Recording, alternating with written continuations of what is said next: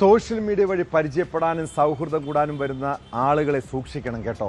പ്രത്യേകിച്ച് വ്യവസായികളെയും ഉയർന്ന സാമ്പത്തിക ശേഷിയുള്ളവരെയും ലക്ഷ്യമിട്ട് ഹണി ട്രാപ്പ് സംഘങ്ങൾ സജീവമാണ്.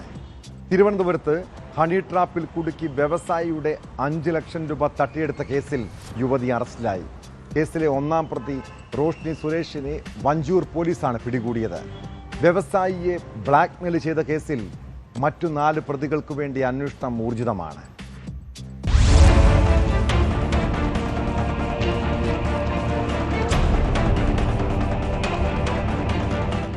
തെലങ്കാന സ്വദേശിയായ വ്യവസായിയെ ഭീഷണിപ്പെടുത്തി 5 കോടി രൂപ തട്ടിയെടുത്തെന്ന പരാതിയിലാണ് നെയ്യാറ്റിൻകര സ്വദേശിനിക്കും 3 സുഹൃത്തുക്കൾക്കുമെതിരെ വഞ്ചൂർ പോലീസ് കേസെടുത്തത്. വ്യവസായിയുടെ കമ്പനി ലാഭവിഹിതത്തിന് പുറമെ ഫ്ളാറ്റും സ്ഥലവും സ്വർണവും പ്രതികൾ ഭീഷണിപ്പെടുത്തി തട്ടിയെടുത്തു. കൂടുതൽ പണം നൽകിയില്ലെങ്കിൽ ഭാര്യയെയും കുട്ടിയെയും തട്ടിക്കൊണ്ടുപോയി കൊലപ്പെടുത്തുമെന്നും ഭാര്യയെ സെക്സ് റാക്കറ്റിന് വിൽക്കുമെന്നും പ്രതികൾ ഭീഷണിപ്പെടുത്തിയതായും പരാതിയിൽ പറയുന്നു.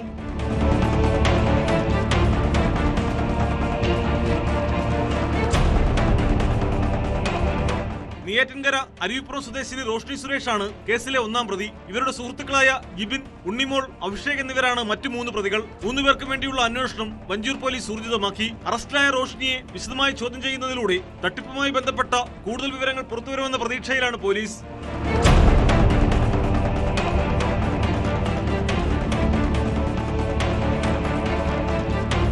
ന്യൂസ് 18 തിരുവനന്തപുരം.